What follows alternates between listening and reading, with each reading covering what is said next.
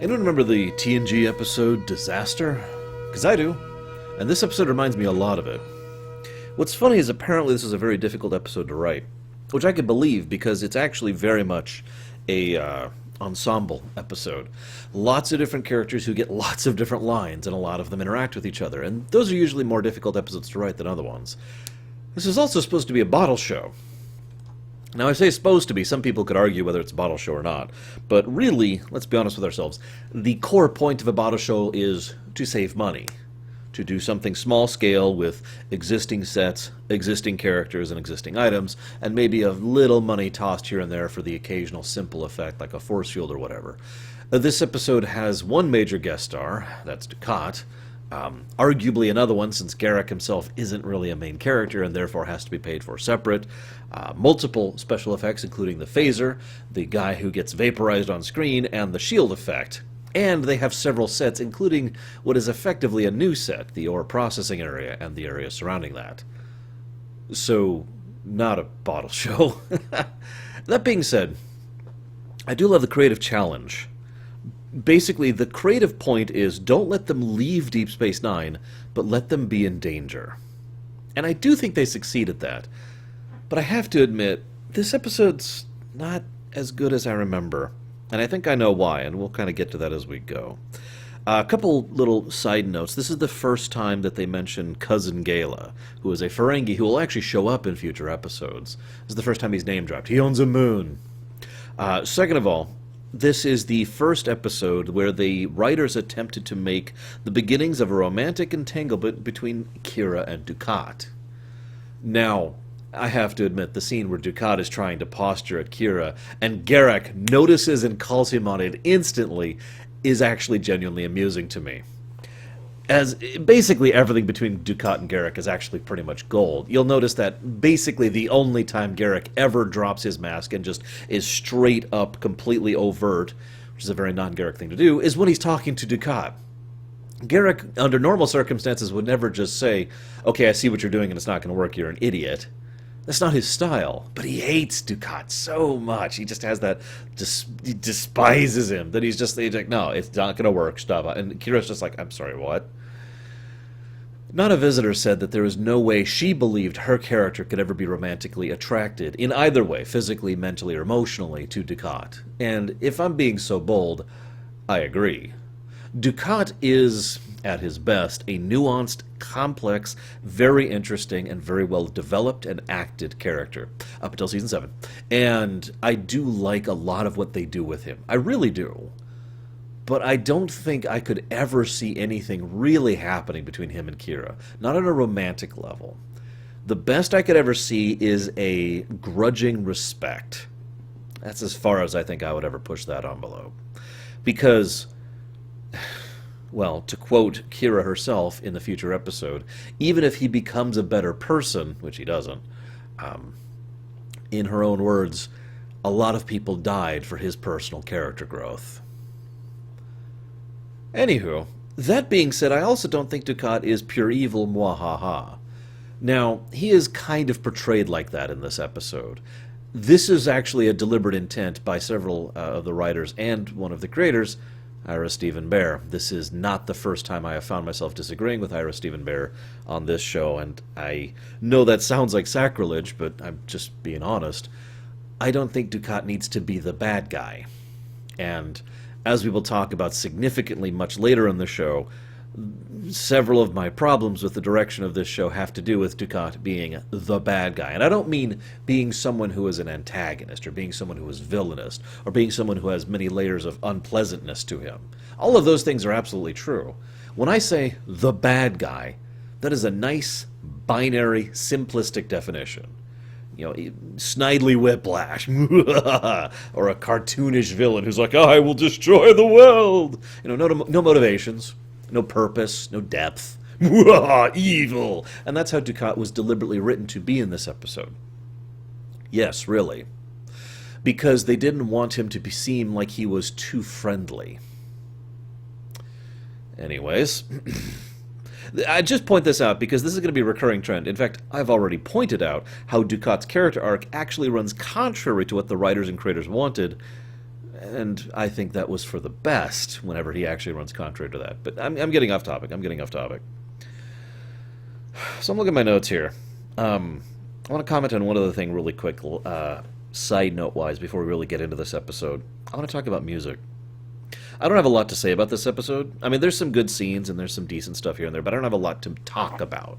It's Disaster, Deep Space Nine version, and that's not a bad thing. In fact, there's several good elements to this episode, but I don't have much to discuss. But let's talk about music. If you've been paying attention, I haven't really brought up music at all in all of the Deep Space Nine episodes we've been doing. I've been doing this for almost a year now, I think, at this point. Yeah, about a year. And I have not had one occasion to even mention the music. Now, in the back of my mind, I've been paying attention to the music, but only because I've been deliberately doing so. Because this is the Rick Berman era, when music is wallpaper paste that you're not supposed to notice, pay too much attention to, or spend too much time on. I have a legitimate challenge for you guys. I want you to think of iconic music from Deep Space Nine. Now, remove the title theme, okay? And I mean this with a legitimacy and sincerity, can you think of any specific song or music that just sings out to you, that you could just listen to your head right now from Deep Space Nine in its entire run?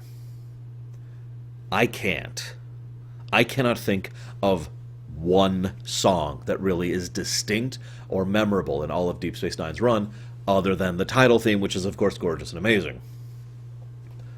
Now, I can think of several from TNG, right off the top of my head. The two predominant themes of Booby Trap come to mind immediately. Best of Both Worlds, of course. The music that was in Up the Long Ladder. I like the lower tones of... oh, God, I can't think of the episode of some Measure of a Man. I can remember the flute music, right? Or how about the music that was in Q Who? I remember that one too. Like, I can picture several distinct individual songs because of how memorable they were, because of how they're designed to be something that added to a scene and were a part of the scene.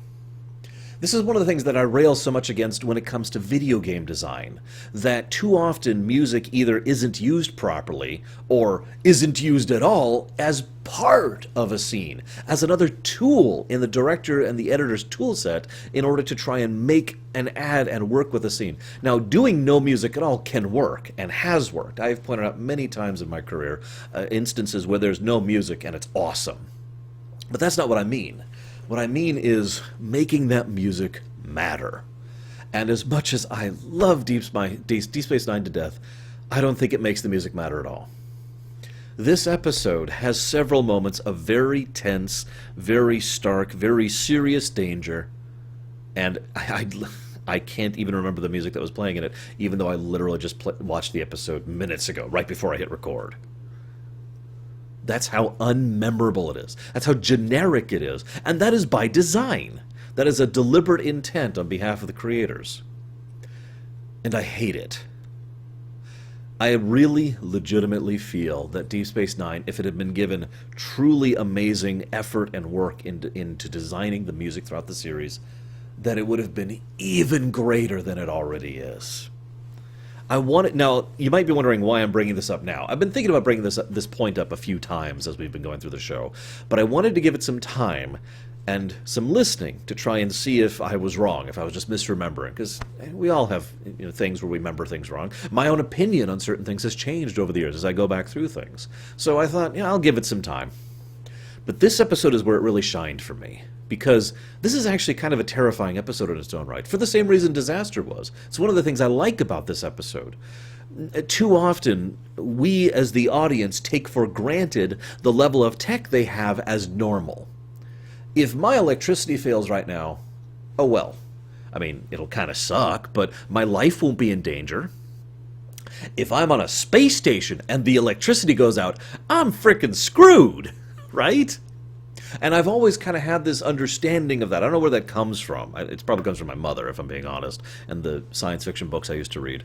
But, if something goes wrong of a significant nature in a spaceship or a space station, it's just so much more terrifying than just about any other setting, because you rely on that technology to exist, to survive at all, to be able to breathe or move or talk or anything. And so the idea of being stuck in a room with they unable to open the doors as the station is slowly self-destructing or shooting or whatever, that's terrifying. But I never felt that tension in this entire episode. And I really just noticed there's several scenes where it's like, okay, we have like 5 seconds to get out of this room before this gas kills us that's already pluming in. And I'm listening to the music in that scene and I'm just like, that's it?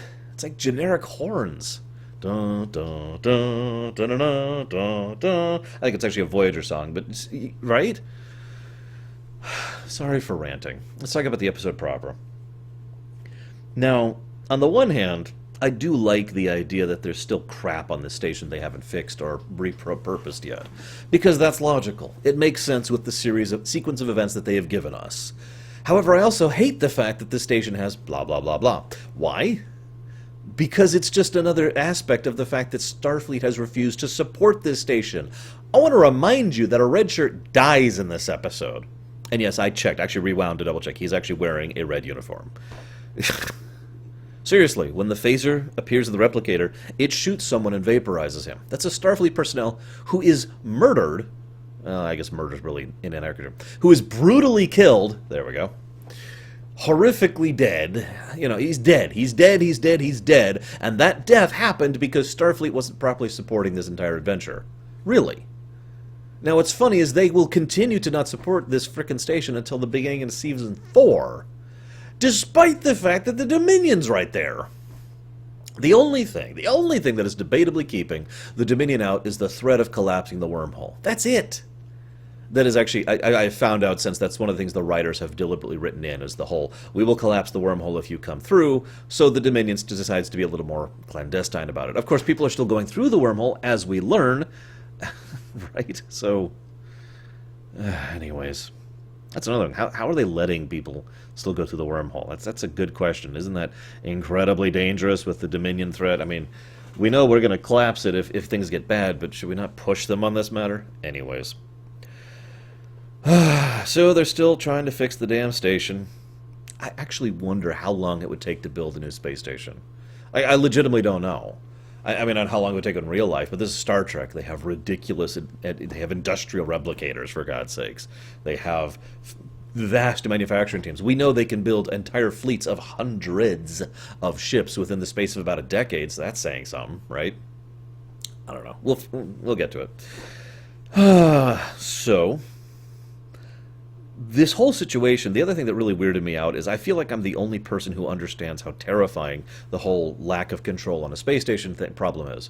Because when things start to go bad, everyone's just like, ugh. All right, let's just go to bridge. Could you get me out of here? They act like it's just, whatever. It's a minor inconvenience.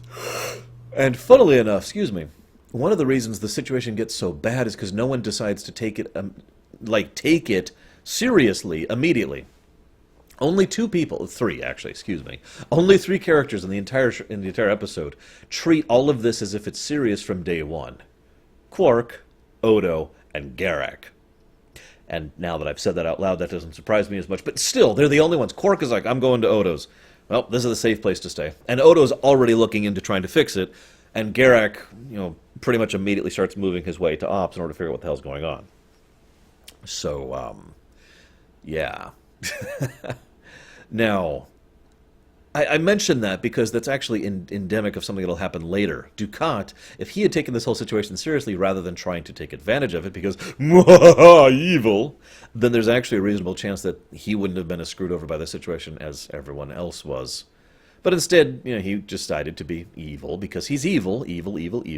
And as a consequence, we have the problem that happened at the end of the episode. I'll admit that scene was funny. Dukat, you're an idiot.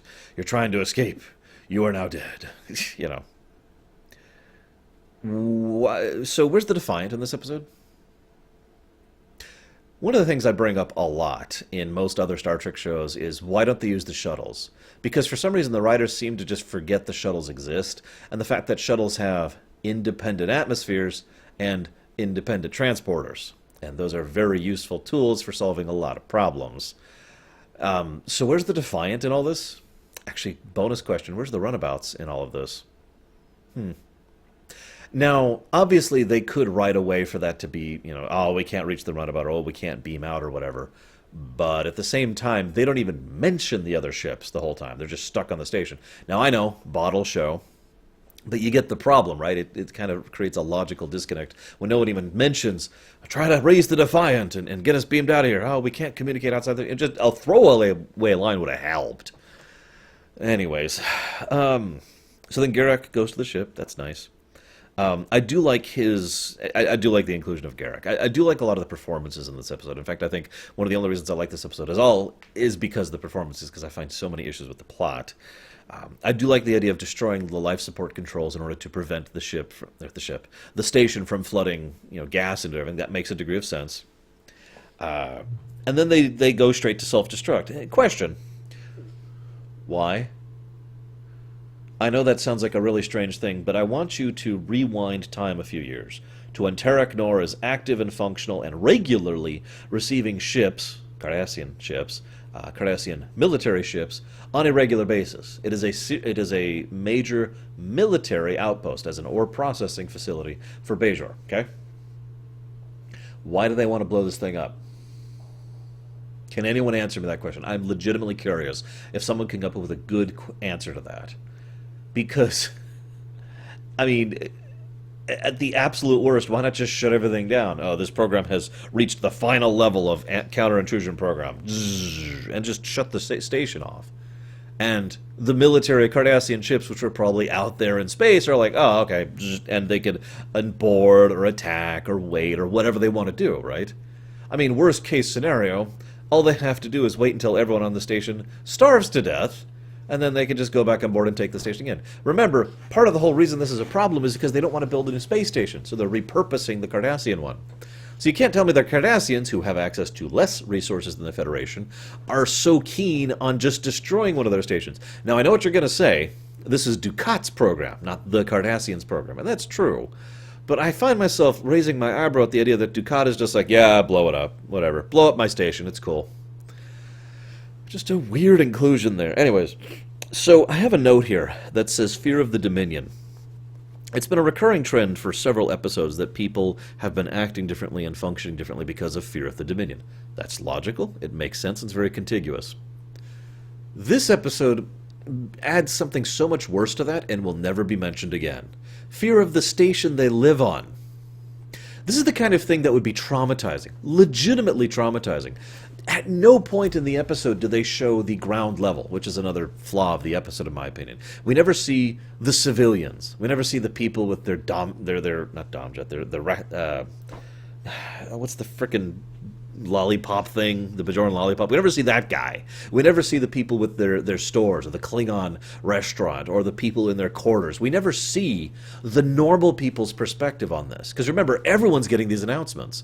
Everyone hears what's going on, and everyone is getting locked in, and everyone's hearing a countdown for the station being destroyed.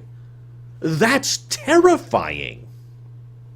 In case I'm not making my point clearly enough, try to picture someplace, if you will, where you feel safe and or comfortable. Not like a perfect harmony kind of thing, but just someplace where you can kind of rest your shoulders and relax a bit, right?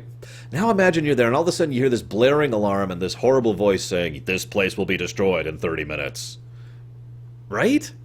Wouldn't that just really get to you? I can't believe anyone decided to stay on the station after that mess, especially given how close they came to nearly destroying everything.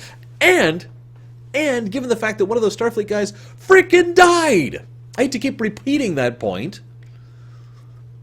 And that brings me to one of my final complaints here. Between the fact that none of these events matter for the future at all, between the fact that several of the characters just suddenly revert to being one-dimensional, between the fact that there's no world building, there's no background building. It's just there's even a coda, just like there is in standard Star Trek in this episode. This feels like a normal, boring Star Trek episode of ordinary Star Trek, not a Deep Space Nine episode, and that aggravates me. Do you know why they kill red shirts in Star Trek? It's to prove the situation is serious. I'll just tell you. Most of you probably already know that. It's, well, we need to have some way to show the audience that the stakes are real. Now, we can't kill off any main characters because this is the 80s or 90s, or 60s and 70s or whatever. But, 80s and 90s, I know television in the 80s and 90s is a lot better, so that's why I'm using that as an example. We can't kill off these main characters. It doesn't work that way. Television doesn't work that way. So we need to do something in order to let the audience know that there's some actual drama here. There's some actual threat. There's some real danger going on. And the way they do that is they kill off some random nameless guy who's probably never had any lines of dialogue ever. And if he has, he's only had them in this episode. And boop, he or she, gender doesn't matter, it's been guys and girls, they just die. And oh my god, no. What's his face? Now, granted, hindsight, and television is a lot different now than it used to be back in the 80s and 90s, but I have railed against the red shirt concept for about 2 decades at this point, because it's stupid in my opinion. It is really just saying, oh my gosh, this is so serious, you guys, it's so serious that I bust a nail a little bit, and I'll never mention it again. Right? They never acknowledge it. It has no impact. It often doesn't even have an impact in the episode it happens in. There's otherwise good episodes of Star Trek where there's just a person who dies for no reason and they don't acknowledge it or comment on it. It has no effect on anything other than they have solved the problem of needing to have someone die in order to prove that this is a dangerous situation, and that's it. Drives me absolutely bonkers when they do this crap. The Nagilum episode over on TNG is a good episode. I can't think of the name of the episode right now. Please forgive me. But it's the one with Nagilum. They've got the guy and he's like, Pasquale, I can't even remember his damn name. Dead. No, you killed him. And that's like it. It's like, interesting. Okay, I'll have to kill a bunch of people. That's the full impact. He didn't matter, right?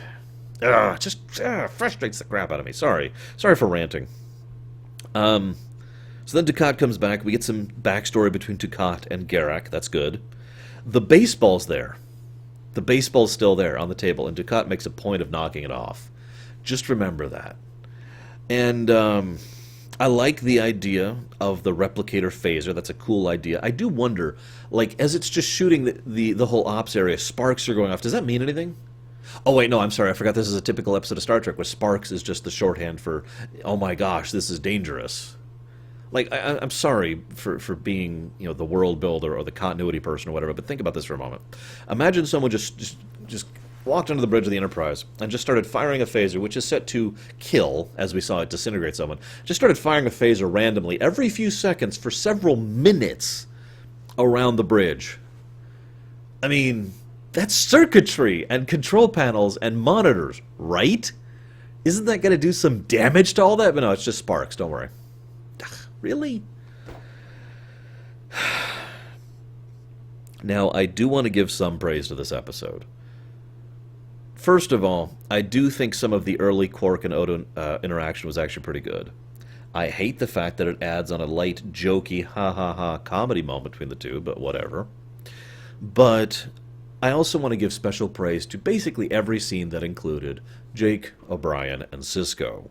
Those were good scenes, legitimately good scenes. Most notably because every time they were in danger, it was very low tech. There was no technobabble. There was no magic in the way around the problem. There was none of the usual Star Trek crap and none of the usual fictional crap. It was just 3 people in a dilemma, thinking their way around the dilemma with what they had at hand.